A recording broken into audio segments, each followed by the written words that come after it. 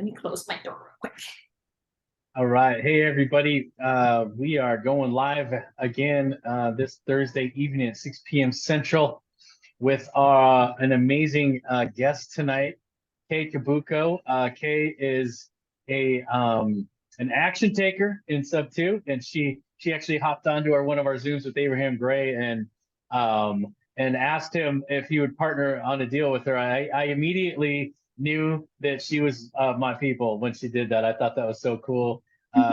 Kay's got this awesome deal right now.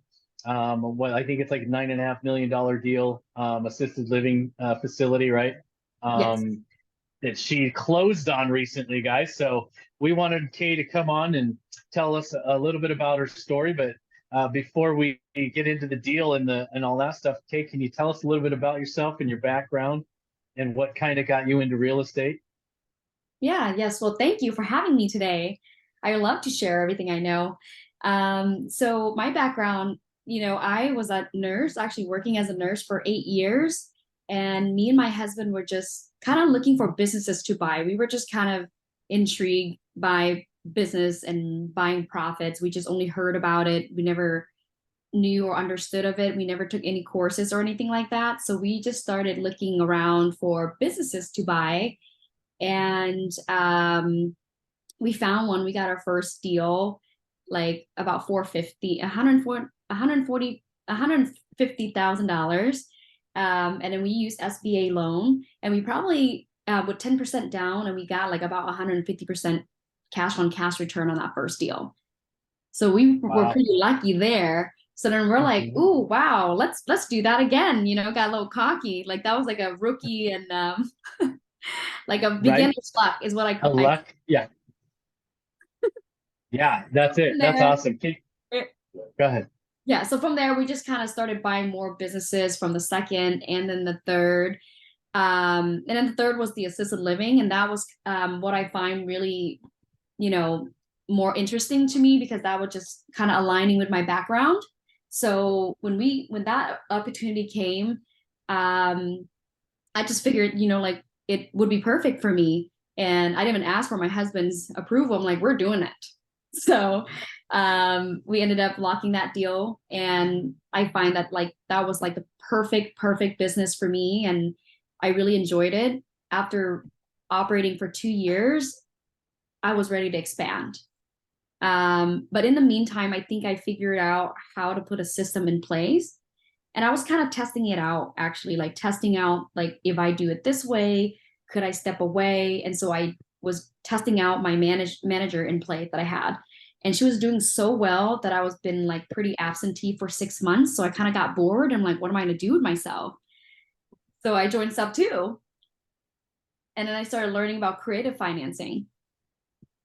And then from there, like I was still trying to figure out what I was going to do and having shiny object syndrome and like, oh my God, I can do this, I can do that. Like, what do I do? Yeah. Yeah. And I I think do that, know. yeah, I think everybody went through that. Yeah. So I was lucky. One of family night, family Zoom night that Pace had, he just mentioned briefly though, like, oh, just stick with something you're good at or something like that. And I'm like, something I'm good at. Gosh, what am I gonna do? Like, what am I good at? I'm like, I'm good with business, So I kind of reroute that back to business. And then at the same time, I just learned the Morby method, and I kind of swing it on my first big deal. I'm like, let me just try this Morby Methods thing from Pace Guy. Right. Yeah. Yeah, so I saw that deal, and that's when like I just tried it, and it again maybe it was luck, honestly. That you did the Morby method on this big deal? Well, so we Morby Method was I originally approached it that way because I didn't have enough down payment. So I was like, Mhm. well, maybe he just want a big down payment. Like I sorry, for like SBA, it will so 9.5, 10% of that would be 950, right? And I don't Right. have 950. I only have half of that. So I said, okay, well, I can't afford that. And I just wanted to talk to the seller and see um maybe he may not want the whole 9.5. Maybe he would just want like 4 million or something. Then I would just have to only worry about the down payment up to 4 million. Mhm. Can we actually back up a little bit? I think we got a little bit ahead of ourselves here. Yeah, I feel like yes. Yeah, we got a little off track here. I would love to, if you could tell us a little bit about like yourself, like before real estate, like what are some things you like to do, and where do you live? Where did you go to Okay. school? Like some things like out of high school. What did you do like outside of high school? So we can kind of get to know you a little bit. Oh, okay. Well, yes. So actually, I was born in Laos. I came to the United Okay. States when I was 12 years old. I didn't Mhm. speak a word of English, and I had to learn everything here, like going to first day of school, like not even understanding what they were saying. It was very scary. It was a scary time for me. And I've always been pretty determined by nature, I guess. Mhm. And from there, I started studying nursing, and like I said, I've always been just enjoy taking care of people. So I went to nursing Mhm. school in Texas. So I grew up in Dallas, Texas. Okay. So you're like Oh, Texas, cool. pretty familiar. Yeah. But now I live in San Diego. Moved to San Diego for travel nurse, and I decided to stay there.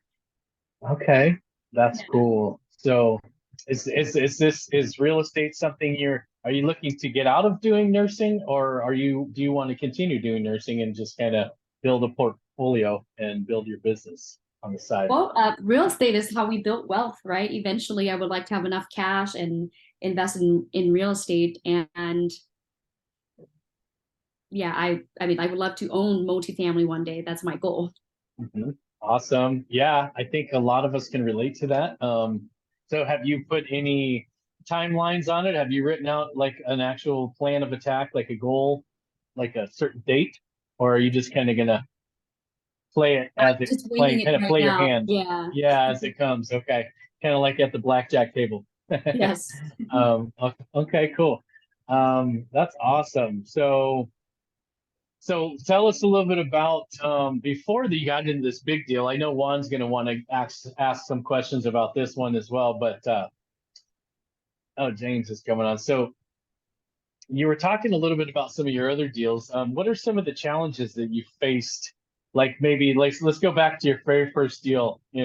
What can you tell us about some of the challenges that you faced to acquiring that first deal and finding capital and whatnot? For the first deal, like the business acquisition on our first. Yes. Yep. Yes. Well, the first deal, yeah, we didn't have enough money for that deal, so we ended up borrowing family's money to buy our Okay. first deal. Yeah. That's awesome. Did they just let you borrow the money? Did you pay him a percentage, or was there a certain amount of time that you were to pay them back?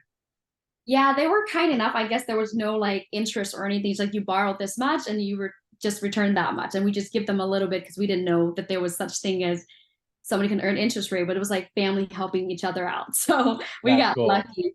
Yeah. That's awesome. Sweet. Okay, that's great. Good So family, good support. that I love it. I mean, it's funny because Pace, Pace is pretty hard on family and friends, right? So he's always talking smack, like he's like telling us, our family and our friends are pieces of crap, and that we need to stay away from them because they will hold you down a lot of, and it's unfortunate. A lot of family and friends, they don't understand our path of financial freedom and time freedom, and they do have a tendency to kind of drag you down, and that's why he says that. But in No, your but it's case, true though. And I also yeah, experienced that too myself. As did you? it's funny because they lend me money, but at the same time there was a lot of doubts like, well, what if you fail? Because there's smarter people than you and they still fail in business. And there were just a lot of doubts from my families. But then at the same time, they're like, okay, well, here's the money. Some of it from them. It was a smaller chunk, but still, they supported it. And we took all of our savings into that first deal. Like we didn't know what the hell we were doing. So we Yeah. looked at each other, me and my husband, and we're like, oh shit, like what did we just do? What are we gonna do? We have 3 kids, so we have to provide. And we just empty out our savings account. And it was a scary moment. So So tell me a little bit about that deal. So how did it play out for you? Did you end up did it work out? Did you end up selling it, or how did that first deal work out for you? Yeah, so we still have that business. Okay.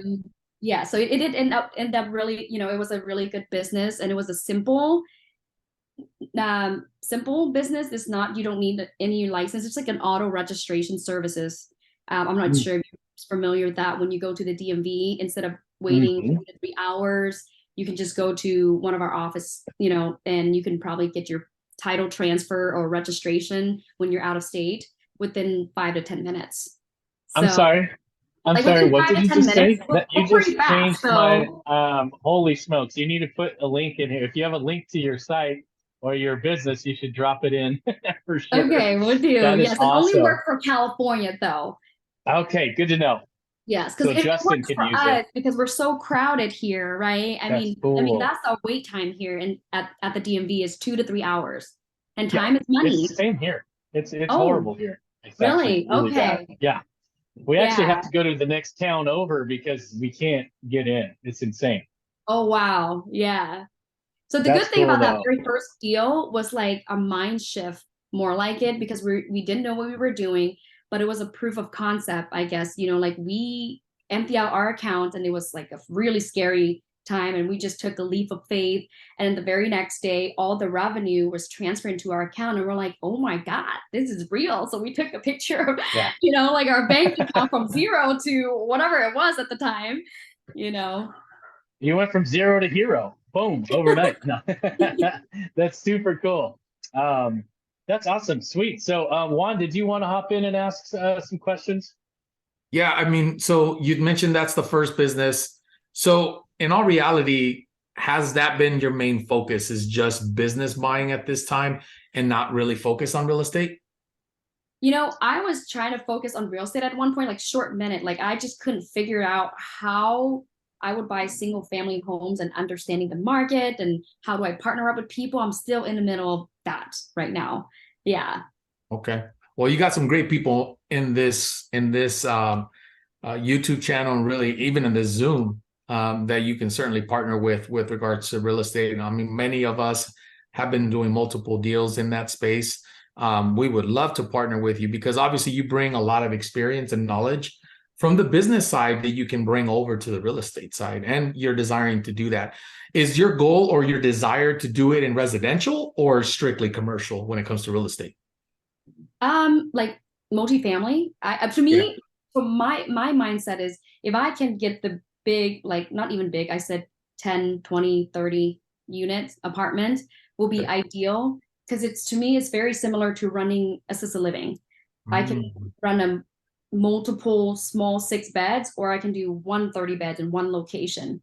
Like the right. effort would be the same. That's Yeah. just my analogy, but I'm inexperienced with multifamily, but that's just how I see it. Right, right.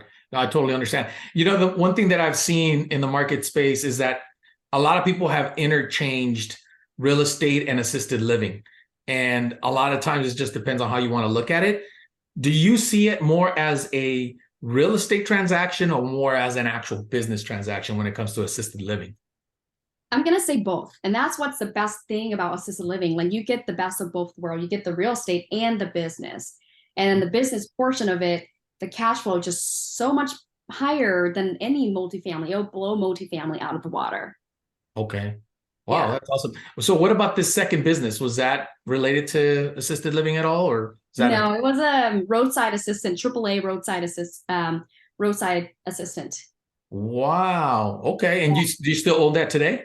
No, that one we sold soon after. It was 3 hours away and 3 hours back. That's like 6 hours on the road. And we had 6 tow trucks, and it was just getting too much. So we ended up selling that one. Got you. Okay. And then you finally decided that for that third business, you're going to jump into assisted living. How did that come about? Same thing. We were still looking around for businesses. And then this one was just aligned with what, my background. And honestly, when I started operating at my business, I miss being a nurse. Like I worked really hard for my nursing license, and I'm just thinking every day, I'm like, oh my gosh, maybe I'll just do part-time. Like I just miss that part. And so when this opportunity, showed up, I'm like, this was just a no-brainer. Like I wanted to do that. Like I want to take care of people. So Wow, that's awesome. Now, does your husband have any sort of experience in that world, or was he just on board with what you were kind of driving, if you will? no, he does not have experience, and he was a little scared at first. It's like, oh no, I don't want to change diapers. Well, he still doesn't change diapers, but it was like, he was definitely super, yeah. But now he loves it. He's a superstar. That every time he goes, all the older ladies like whistling at him, like he's a popular guy. Okay. All right. So All right.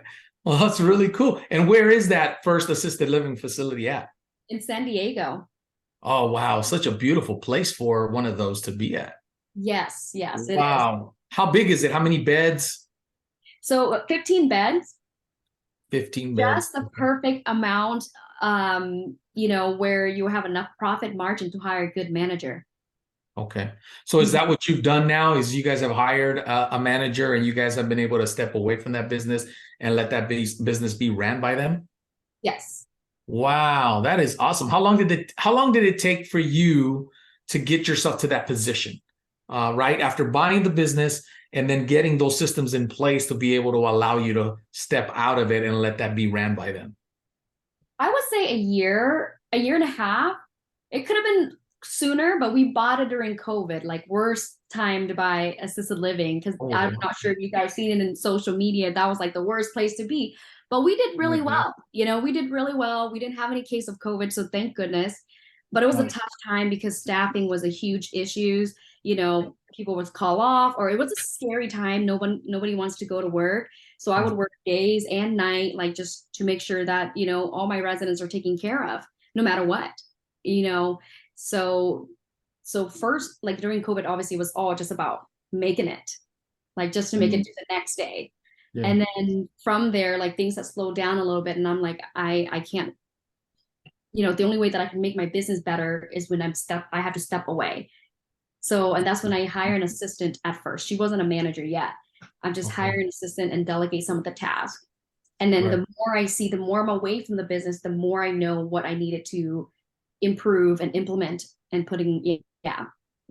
Wow. And you're talking like you freshly came into this world not knowing anything about it from the business side. Right. No. Wow. How did you guys manage that? Like, where did you get guidance? Where did you how did you come about to get these systems in place when you had no idea how to even run one of these? What I believe is like anyone can do it if it's not like when you're buying existing business, that's like you have the best teacher in-house. That is like a secret. So you don't have to reinvent the wheel. They have already put you can improve on the system that they have, but you already learned the business from the teacher in the house. They're usually, you'll always have like an agreement. They'll be there to train you for a month or longer if you need them to, but they're already there and they knew how to, to operate. So you just learn it from them. And then again, for us with technologies and all of that, so you implement that so that certain things you can do a little bit more efficiently, like faxing or something like that. You can do emails or, so certain things you can improve and make it a little bit more efficient. Yeah. Wow. That's awesome. Question. Can I hop in real quick? Yeah, of course. Yeah. So like one of the biggest things when, I know some our team members here are looking to buy businesses, and they usually are looking for businesses that aren't managed well, or businesses that are needing systems and processes in place, tired owners, basically similar to multifamily, same type of thing. So when you bought this large purchase, how was the management? Did it need improvement, or was this a good running business, or did you need to come in and make some improvements right away? So for the last one, the big one, the most recent one you're referring to? Yes. Okay. Yeah. So I think we got a good deal because the fact that it was upside down. So it was a distressed business. And I typically would never suggest anyone, especially if you don't have experience on your first deal, to never go into a distress, just like you wouldn't do a distressed property on your first deal. I mean, you'll figure it out. Obviously, at the end of the day, you're going to figure it out. But for business, I wouldn't recommend that. But because I already had, I have experience in the assisted living, I knew exactly what I was getting myself into. There was no management. There were a lot of citations, but all of those, I knew how to fix. So that's why I was confident enough to come in, and that's gives me the benefits, right? The leg up. And so they were open for me to come in sooner than and better price, because there's just not a lot of people that are in the assisted living space. That's awesome. Yeah, that's something we learned. I learned a couple of years ago, was that 90% of businesses that list with a broker never sell, and that fact blew my mind, because I actually sold my business through a broker, and if I'd have Wow. known I Yeah. was going to pay 15% for that, I probably would have won another Oh, no route. way. Yeah, 15%. I yeah, thought they charge yeah. 5%. See, I've never been on that side of this. Yeah, isn't that crazy? But it was a hard lesson to learn, right? We should have like been a little more due diligent. But yeah, so let's get into this big deal. Juan, you want to get into this? Let's I would love to see kind of figure out how you found it, for one, and how you ended up getting Pace involved with this. Yeah, if there's anything that you guys can do now, is to get your pencils, get your pads out, because this is going to be an awesome breakdown of this amazing deal that Kay is going to break down for us here and go through. She was so you guys are aware of this. She was interviewed by Pace on the Zero Down program. And actually, that's why I had to get her on the show, because when I saw her interview, I was blown away by this, right? I was blown away by, first of all, her determination, her and her husband's determination, how they've come up through buying businesses now to like just being blessed by this amazing opportunity and using the creative strategies that we're learning, right, through this amazing community. And so I definitely wanted to get Kay on the show. And this is what I really wanted her to kind of dive into, so you guys can hear from her directly on how she managed to, like Lance just mentioned, right? How did you find this deal? How did you get it financed? And then really, what is your plan now to get it turned around, right? And how did you find this business in its current state, the problems that you're dealing with, and now what is your plan to turn this around? Okay. Yes. So we found this deal. Actually, a broker brought it to us. And it was actually, he showed me the price, like, hey, I have this deal. And I looked at him like, okay, well, I saw the price point, the mentality I saw was 9.5. And I'm like, well, I can't afford that. In my head, I didn't tell him that. I just looked and I said, well, I'm not interested in that right now. Then he approached me again the second time, like a couple weeks after. And again, I turned him away the second time. Now I've contacted that broker before for other deals. And so that's how we got each other's information, obviously. So he brought that deal to me. And after I was kind of looking around again, I wanted to expand, and I was looking for something similar to what I had already, which is the 15 bed. So I wanted to stay at the 15 beds. And, I was doing the numbers, and I knew that I can afford the 15. I just didn't know how I was going to afford a 9.5. Like it just couldn't make sense to me until I was like, well, maybe if I approach it with Morby method, then maybe I could. So I was just going to swing it. So I told the broker, you know what, let me see the financials. I signed the NDA. Let me just look at the financials. And when I looked at it, I'm like, oh, wow, there's a huge potential for this one. And the area, I know the area, and I just see a huge upside. And at the time, I didn't know it was upside down. They showed the previous P&Ls, or profit and loss statement. So it looks like they were making, really good money. But I also was contacting a few banks just to see if they would be able to fund the deal. And there were two banks that I spoke to, and they were interested in funding the deal. But at the time, even if I was to bring a bank, and even if we can finance it, I knew that the rates were going to be about 8.25, and it was just going to eat a lot of that profit. So I would just kind of worst case scenario, I knew the bank can fund it, but let me just send an LOI with a backup, like with a bank giving us a pre-approval. So we submitted that way. And instead of accepting the LOI, the seller actually, hey, let me talk to your buyer. So we set a phone call, and he really liked us. And he's like, hey, you know what? Why don't we just set a in-person meeting? Yeah. So I think that's where I guess he wasn't comfortable sharing the fact that he was losing money, about $20,000 per month right now. So he was like, okay, well, why don't we meet in person? And we figured that out. We found the bunnies, right? Once we got there, he's like, okay, well, here's what's going on with the business, why they want to sell. You know, the sellers were actually focusing on they have 500 beds right now. And this is one of their smaller ones. So, you know, it wasn't their heart is in the right place. It's just they just kind of got too busy with their bigger ones, right? So this was just a little more effort to put in for something this size. So that kind of worked out in our favor. We got there, and he really liked us from our experience. He actually looked us up on our website with our current existing facility, and we have no citation. Is like, you have a straight A student. Why wouldn't I sell to them, right? Because that's important. It's a public information. So he already looked us up, and he really liked us. And so after he unloaded that, even after I found out that they were operating at a negative, it didn't really scare me away, because I knew that there's a potential upside.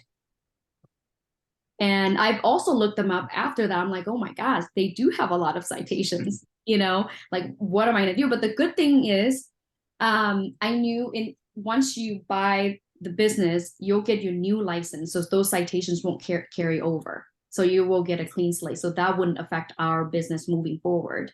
But just coming in knowing already that it's already in a distress business. Bluetooth connected. Yes. And then like I said, with my background. Sorry about that. Mhm. Mute. Please keep yourself muted, guys. Go ahead. Yes. Yeah. So I knew that I could, you know, turn it around. Like, at the same time, I was pretty doubtful. I'm like, oh my God, it's much bigger than what I'm used to. Like, what am I going to do? But I thought to myself, like, I take really good care of my residents. We have always been pretty good. We had, you know, a waiting list for our other facility. I'm like, if anyone can do this business better than, like, who can do this business better than me? So I can do this, you know?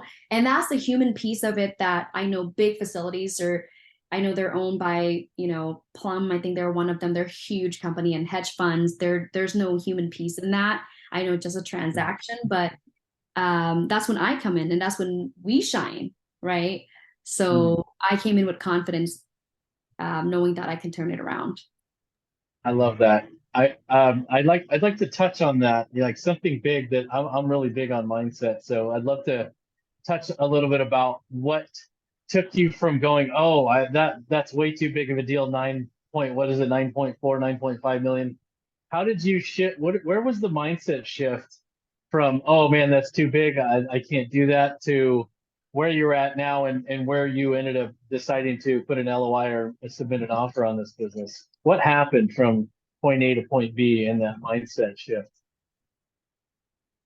I don't know, honestly. I just wanted to swing this Morby method thing. Like, I really did. Like, I'm like, let me just try this out. Like, the price point just didn't matter. I think it was the number of beds, because I had a goal that I was going to hit 100 beds, like, within 2 years. I want 100 beds, and I was going to be happy, until I met the owner, and he said, oh, my goal is 1,000. And I'm like, okay, now I'm going to have to upgrade my goal. But no, so That's I set awesome. the goal that I was going to get 100 beds. So did you actually get the deal under contract before you started looking for partners, or before you decided that you were going to do the Morby method? Is that something you decided you would just lock it up and get it under contract and then figure it out? Well, actually, on that day, we have already talked about how we were going to structure. So he already shared it's operating at a negative. How am I going to come in? So we kind of worked it out on that day. He lowered the price down to actually 8.25, and we came up with a down payment, which we already had, right? Because we had enough for the down payment. But then we were trying to figure out what we were going to do for the negative cash flow, because it is a distressed business. And we also figured out that we're just going to defer the payments the first 3 months. Mm-hmm. So Nice. Yeah, so first 3 months, yes, that's how we structured it. Um, what was the other question? Oh, so I can't remember. Well, But did you? so Oh, what I thank you. wanted to Go on. jump on there is that was the initial asking price, right? Was 9.4, 9.5. But ultimately, after you guys had your conversations, we discussed it. They did their research on you guys. Obviously, you guys proved that you can run a place successfully. They did their research on you guys. So you passed the test from that perspective, right? So they're selling this over to someone who is capable, who has proven themselves, right? So can you tell us a little bit about how that negotiation happened from that 9.5 and ultimately kind of how you walked it through to the final numbers? You know, it was almost like agreed upon. And I said, okay, how did you come up with the 9.5? I just asked him. We didn't go back and forth a lot. And I said, you know, I'm not sure if I'm comfortable knowing that it is operating as a negative. It was worth 9.5. And then it was just kind of quick. And he was like, well, you know, we can do 8.25. I'm like, oh, okay. All right. So there was no negotiation. Like it was, yeah, I think that they're just so ready to be out that then they said to themselves, they said, you know, whatever you need, we want to make sure that you succeed, you know, and because they offer that seller carry, the seller finance, they want to make sure we succeed. Otherwise, we can't make payments to them. Yeah. Right. Exactly. So they dropped their price from 9.5 to 8.25, right? Then they work out this thing with you where you guys are going to defer the payments for 3 months. Then they actually talk to you about how they're going to sell up the seller. How is that seller finance portion structured? So he's gonna carry for I believe 3 years, and then we'll work like so it's gonna be a balloon payment at 3 years. And by that time, we set it that way because the business, with the business involved, is easier. Well, to me, I make it sound like it's easy, but it might not. But from my experience, when we get an SBA, they're just looking at the income, right? And I already knew the numbers like in my head. Before we even got there, we kind of knew how much it should make just based on our pro forma. So with that, I could get a loan. I knew already that I was going to be able to get a loan because I already talked to the bank, 2 banks actually. So they were very aggressive in financing assisted living. So 3 years wasn't going to scare me away, but it's just a meeting. They need at least 2 years of taxes to be able to fund the deal. And that's how we got the carry and balloon in 3 years. Wow, that's awesome. So I want you to drop a bomb here and tell everybody what you're going to be making out the gate on this property. Well, once it stabilizes, Right. Yeah, we could be taking probably $1 million to $1.5 million net. All right. Did you guys hear that? I hope you guys heard that. We're talking about a grand slam, you know, home run on this thing, right? And so, I mean, obviously there's going to be a lot of work to be done, right? We don't want to dismiss that or make it sound like it's a lot easier, because there's going to be a lot of work to get you, you know, of course, to that point, right? But such an amazing thing that you were not kept from this amazing opportunity in your limited mindset, that you said, oh my gosh, this is just too big. Because initially, from what I understood, is when you heard about this, it's like, that's exactly what you first thought, right? It's, oh my gosh, this is like way too much. How can we handle this? Like, there's so many digits in this sale price. And there's so much work behind it. But I love the fact that you and your husband are fully committed to this, right? And what you're showing is that not only were you not scared or were you fearful, but you continued on regardless of that fear, right? And now you and your husband, from what I understand, you and your husband now have moved up to Monterey, which is where the property is. And you guys are going to be completely immersing yourselves in ensuring that you guys are turning this thing around. Did we lose Kay? There. Oh, there you go. Yeah. So, yeah. So, I mean, tell us a little bit about that, right? How did you guys come to the agreement that you guys are going to pack up, move your lives up there, and really do this, right? Well, actually, we're not moving yet. Okay. I'm here by myself every day. Well, I drive back. So I'm driving back today after our meeting. It's 8-hour drive. It's a beautiful drive. So thank goodness. Mhm. It could be really stressful, but the drive kind of like, you know what, this is my time to de-stress. So I'm going to be here. I know I'm going to be here for at least 3 to 6 months straight to get it up and stabilize. Right. So my husband will be kind of going back and forth. Our kids are still in San Diego. And I'm like, well, my goal originally was just to stay in San Diego because this one here, I can see the potential because it is bigger. I can have multiple managers and I will still be fine. And I can just fly back and forth. However, it is so beautiful here. We're definitely going to be moving here Right. eventually. So, but for now, it is a sacrifices, right? When you're talking about hard, that's hard. I'm not going to see my kids. I have 3 kids, 4, 9, and 10. I'm not Wow. going to see them for a while. And they're calling me and I'm just, but dad is holding down the fort. So that's a sacrifice as we make because I know that I can give them more after and it won't take me long to stabilize. And yeah, these are the sacrifices. And the thing is funny, the mindset is, yeah, I was confident at first. I'm like, well, who could do better job than me? Right. And then we signed a contract and I felt so sick in my stomach. I went to the ER. No, are you I did. serious? And I'm a nurse and I don't ever go to the hospital for any reason. I'll just tough it out. But like for 7 days straight, I couldn't keep anything down. I kept throwing up. I just didn't know. And I was shaking and people was like, you need to go see the doctor. I'm like, no. And I didn't know what it was, but it was stress. It's like, oh my God, I feel so scared and so sick and so nervous until I actually got here. And I'm like, oh my God, it's not that bad. It is really not that bad. So I feel, yeah, that's the amount of stress, right? That's the entrepreneur path for you. Like you're like, yeah, I got this. No, I didn't. Oh, I fucked up. Like, okay. So that's the emotional roller coaster right there. Yeah. Wow. You know what? So Thanks true. Stuff in here. We're all adults. Sorry. That's all right. Wow. It just, you know what? Thanks for sharing that. I think it's so important to share the challenges and the things that we go through, right? Because being open and honest and transparent about that only helps us other folks that hear your testimony, that hear what you're sharing, and it allows them to also believe for themselves that they can accomplish it and that they can get there as well, right?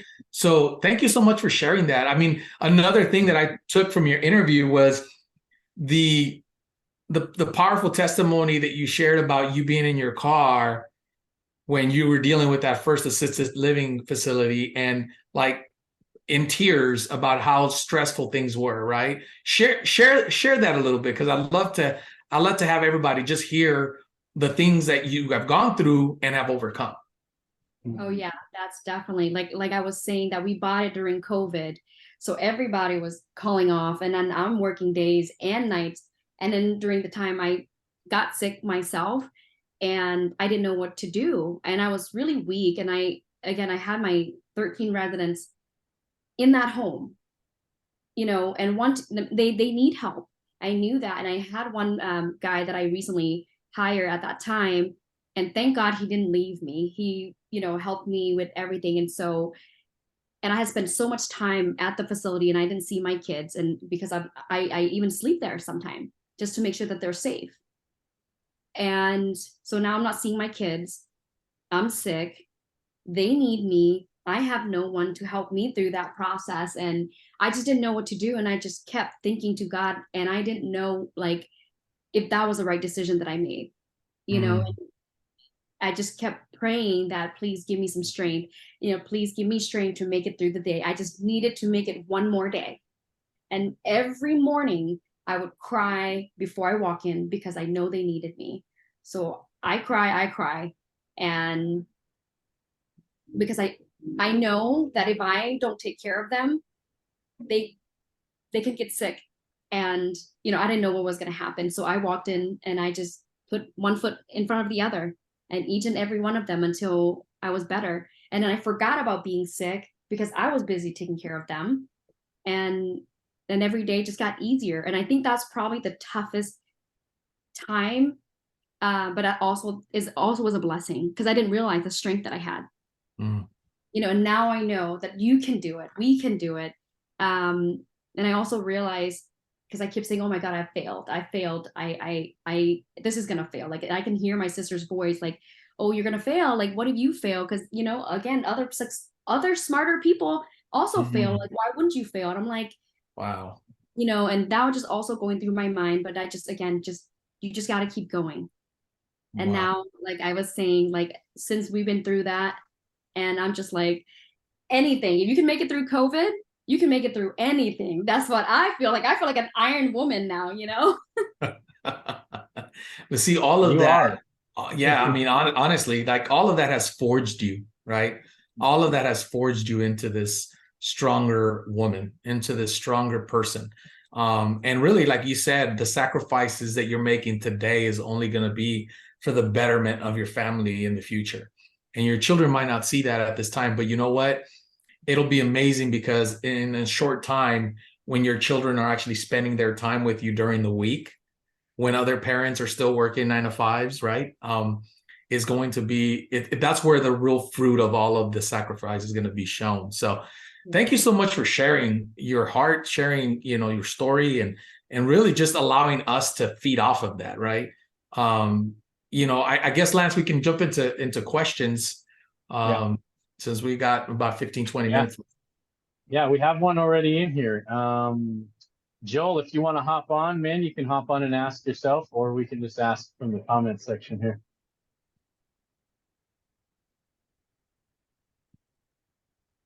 See, Yeah, there you go.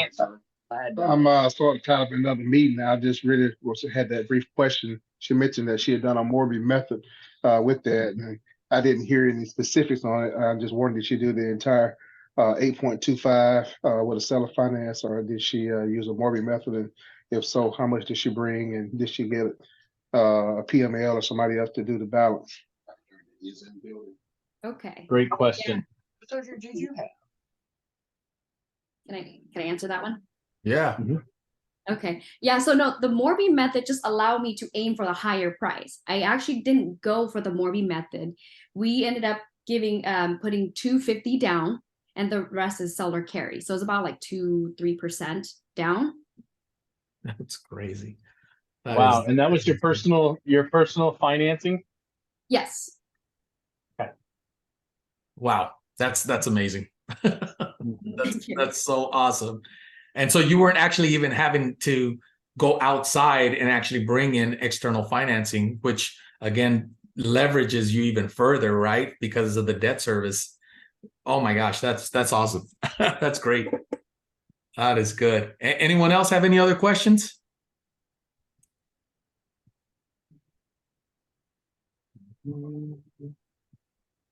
Anyone else? Anybody? Anybody have any other questions? Or everybody got it basically. They just said, we totally understand what Kay is talking about. Let's go. So let me ask you this. I actually want to ask you. I mean, I'd love to see how we can partner, right, on the next deal. So what is your future vision for you and your husband and your businesses? You know, are you guys going to be looking? I mean, obviously your focus is now, right? You're going to be focused on this one opportunity. You're going to turn this around, but are you already thinking about what's next? Yes, it's not quite clear, but this is how I kind of think that this is going to be rolled out. We're open to partnering up with people, but somebody who's in a similar mindset, similar passion, because it's not an easy job. Obviously, I can share with you guys, but it is really rewarding, emotionally, financially, you know, everything else in between. How I see the partnership would be either one partner would have to be an operator. I'm familiar with the operation. I'm with the knowledge. I have the knowledge. The operation is the same across the nation, whether it be in Florida or Texas, it's the same. Just a little licensing is a little slightly different, but the operation is the same. We do have a few deals, like you're right. So we're mainly focusing on this Monterey one right now. We want to make sure, we want to guarantee success, but I would only partner up with somebody who's willing to be that partner. And I, or the what do you call it? Not boots on the ground, but The investor, the investor operator, right? Yes, yes, yes. Like you don't have to do a day to day, but honestly, this business is not I wouldn't say a true absentee, because you can't really be an absentee run as long as the owner's there and checking in and building that culture, like that quality control would always going to rely on the owner. It's not going to be your manager, no matter how much well, maybe you can build a really good team, because, I have a really good team with the one in San Diego, but for the stabilization, especially, you need someone there. Not even a full time. Like I said, the bigger you go, the easier it is to manage. Gotcha. You can delegate a lot of those tasks. Yeah. Gotcha. And are you only looking in California, in a specific area? Are you open to anywhere in the country so long as the numbers make sense? Yes. Yeah, no, I'm open to anywhere as long as the numbers make sense. Gotcha. Okay. Well, that's good to know. And is your goal now to kind of start focusing on assisted living only, or are you having any sort of other businesses that you want to target? I really would like to focus, and now I understand, just to be really good at one thing instead of trying to do all the three businesses. That's from my personal experience. Again, all those three businesses were three different industries, and I had to relearn that, and that's time. And instead of doing that, I can get really good at assisted living and scale from here. And hopefully, the cash flow, which I'm sure that day will come enough, and then we'll have to deploy that somewhere and reinvest that in real estate, multifamily. Like, again, that's the ultimate. That I feel like multifamily could be a little bit more passive versus assisted living, because it is an active business. Right. Yeah. No, I totally agree with you on that. So we have one of our team members here could not make it tonight, but he is our multifamily specialist, and so he is the one that we go to whenever we have questions about multifamily or structuring or things of that nature. So at some point, we'd love to see if we can maybe have a follow-up conversation about, when you get ready to start talking about multifamilies, maybe we can partner there. That would be awesome. That would be great. Yes. And the multifamily too, you can also even do independent. It's still multifamily, and it's still just a regular rental. You don't need any other staff, but it would just be more like 55 and older type of community. And we see those deals coming into our desk. Yeah, gotcha. Well, that's awesome. What is your target to get this this last assisted living facility, the current one, turned around? Are you projecting 12 months, 6 months? What's your target goal to be out of there and having somebody else running it? To really feel safe, I would say a year, but to stabilize it, I could probably do it within 6 months. Oh, wow. We do have, awesome. We have built relationships. They were really excited because this is such a small town. The news traveled far, so all those citations. So it was like the town, like we were popular in the fire department and police department. Ooh. So when they saw us, they were very happy to see us. And the state licensing inspection, they've been here pretty much almost every day, so they're so happy to see us. They already seen a turnaround, and we build relationship with the hospitals around here, and they just couldn't wait to send them. I just kind of put a pause on that. I just want to make sure that when they are going to start sending, that I'm 100% ready. Like my first client, I want to make sure I can deliver it 100%. Yeah. Gotcha. We have quite a few people that are already wanting to move in. Right. So are you going through a rebranding and kind of communicating this out to everybody there? Hey, we're under new management. We're going to do things differently now. Yeah. So we're doing that. And that's also a compliant piece too. We announce it to the families. We have, do our walks around here just for the community and the neighbors, but we'll also do the mail for like, what do you call that? Like an open house, right? Under new management, we are going to change the name. We're going to change the outside slightly, so it has a different feel to it. So yeah, this would be good. That is awesome. That is exciting. Thank you. That's very cool. Hey, I wanted to ask, Damon will probably hop on here in a minute. We want to be, respectful of your time, especially since you're driving 8 hours home. I have a question for you. Do you have a favorite book or a favorite quote that you would like to share with us? Yes, I do. My favorite quote would be, failure isn't a result, but failure is when you stop. So just don't stop, just keep going. That's I love that. Love it. That's good. Mhm. for a book. I mean, I got a few, but like I never really finished a book. I have ADD, so I'll put them on Audible, and then you can Yeah. see 3 hours here and 4 hours there. But Mhm. we got, I love the Go Givers, and that's the new one that Pace, I think, recommended in one of his videos. Obviously, I look up to Pace a lot. Right. Yeah. Let me see. I just kind of like have a brain fart. That's okay. I know. I put you on the spot. I'm actually I'm finishing Who Not How. That is a really good one. Right. The Who Not How. Mhm. I like that book. Awesome. Well, Damon? guys, I come in and I always finish up. I've been in the background getting some work done today. We're much like her, we're launching a business. We've got a e-com business that we're putting together, and I've been working diligently on it for a few weeks, and we've got a launch coming up here shortly. So yeah, I've been putting in work, and we're trying to buy a multifamily. I've been working diligently on that one as well. So as always, guys, I come on and I try to finish up and let the guests know that time is the most important thing that we have, right? I always tell them how appreciative I am for their time. I've been so lucky to have people that were willing to pour time into me over the course of my journey in real estate and investing, going from homeless vet to where I am now. So I'm always so appreciative of those folks. Kay, we are appreciative of you for taking the time out. Yeah, we really appreciate you for coming on and talking about your business. And as always, guys, I appreciate all of you for spending a little bit of time with us. We always try to bring as much value as we can. New guests, always looking to do bigger, better, bringing people from all different sides of the entrepreneur scope, right? So whether they're buying businesses or doing infinite banking or buying assisted living facilities or multifamily or whatever it may be, right? We want people that are doing it outside of the box that can come in and show you guys how to add tools into your tool belt, right? So, as always, guys, I appreciate all of you. I love you. I appreciate you all for coming to spend time with us. Thank you.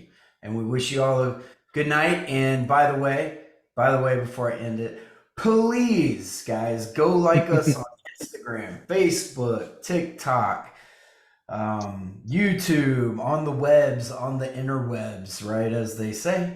We really appreciate you following. It builds our following and helps us to bring guests in because they go and they look at those things and they want to know that we're here bringing value. So we appreciate you guys. Thank you. Awesome. Thanks, Kay. Thank you. Thanks, Guys, Kay. have a great Thanks, night. Kay.